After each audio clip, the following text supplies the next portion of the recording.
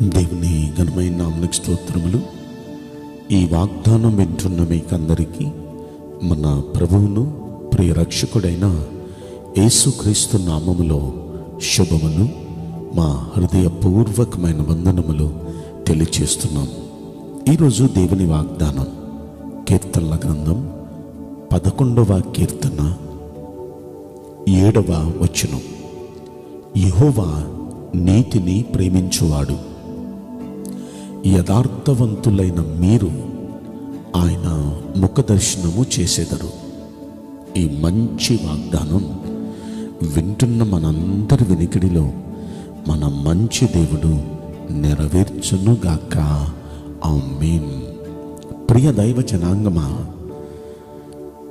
ఈ వాగ్దానం జాగ్రత్తగా మనం పరిశీలిస్తే మన దేవుడైన యెహోవా నీతిమంతుడు.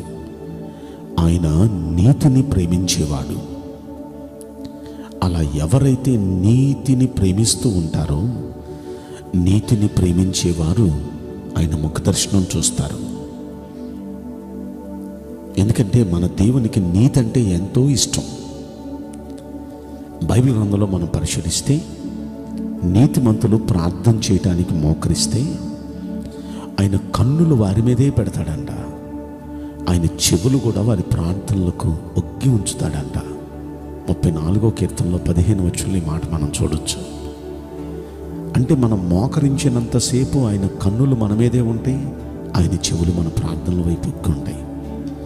ప్రార్థనలు వింటమే కాదు, 17వ వచనంలో మనం చూస్తే నీతిమంతులు మొర్రపెట్టగా యెహోవా ఆలకించును, వారి శ్రమలన్నిటిలో నుండి వారిని విడిపించును అని. కనుక ఆయన కన్నులు పెట్టి చూడటమే కాదు, చెవి పెట్టి ప్రార్థన ఆలకించడమే కాదు, వారి శ్రమలన్నిటి నుండి వారిని విడిపిస్తాడు. వారికి దేవుడు మేలు చేస్తాడు నీతిగా ఉంటే.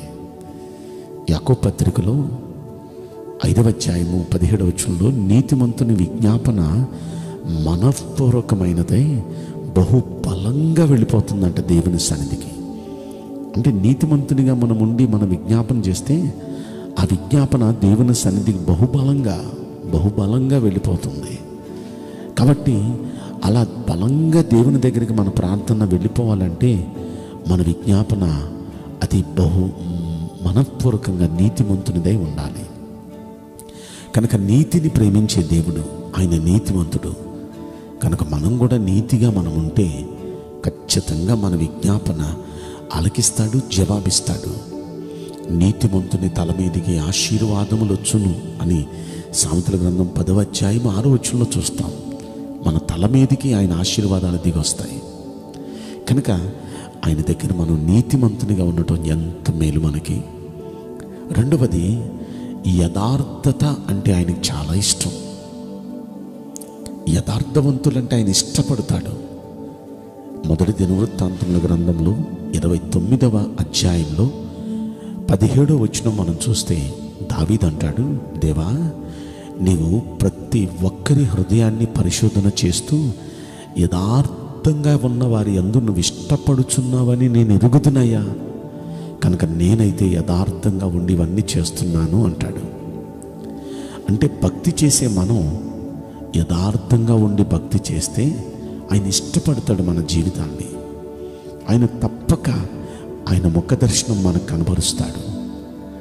దావీదు భక్తుడు అంటాడు, నేను లేచినప్పుడు, నేను మేల్కొన్నప్పుడు ఆయన ముఖ దర్శనంతో నా ఆశను తీర్చుకుంటాను అంటాడు 17వ కీర్తనలో 15వ వచనంలో. ఎందుకంటే ఈయన నీతి కలిగి ఉన్నాడు, ఈయన యథార్థంగా ఉన్నాడు. కనుక లేచినప్పుడు ఆయన ముఖ దర్శనంతో ఈయన ఆశ తీరుతుంది. ఆయన ముఖ దర్శనంతోనే లభిస్తున్నాడు ఈయన. ఎంత అదృష్టవంతుడు దావీదు అంత అదృష్టవంతుడై దేవుని ముఖ దర్శనాన్ని చూచే భాగ్యం దావీదుకి ప్రతి దినము దక్కటానికి గల కారణం ఆయన నీతిమంతుడు, ఆయన యథార్థవంతుడు. దేవునికి నీతి అంటే ఇష్టం, దేవునికి యథార్థత అంటే ఇష్టం. అదే దావీదు తన ఇష్టంగా చేసుకున్నాడు. అందుకే దావీదు దేవుని ముఖ దర్శనం చూచేవాడు. దేవుని ముఖ దర్శనం చూచాడు కాబట్టి దావీదు స్థితిగతులన్నీ మారిపోయినాయి. ఎక్కడ గొర్రెల కాపరి, ఎక్కడ దేశానికి చక్రవర్తి. ఒక్కింత మనం ఆలోచిస్తే ఆయన స్థితిగతులన్నీ ఇంత అద్భుతంగా మారటానికి గల కారణం, ఎక్కడో లీస్ట్ పొజిషన్లో ఉన్న వ్యక్తిని హయ్యెస్ట్ పొజిషన్లో తీసుకెళ్ళి దేవుడు కూర్చోబెట్టడానికి గల కారణం, ప్రతి దినము దేవుని ముఖ దర్శనం చూస్తూ ఉండేవాడు. దేవుడు అతని జీవితాన్ని అంతా బ్లెస్ చేశాడు.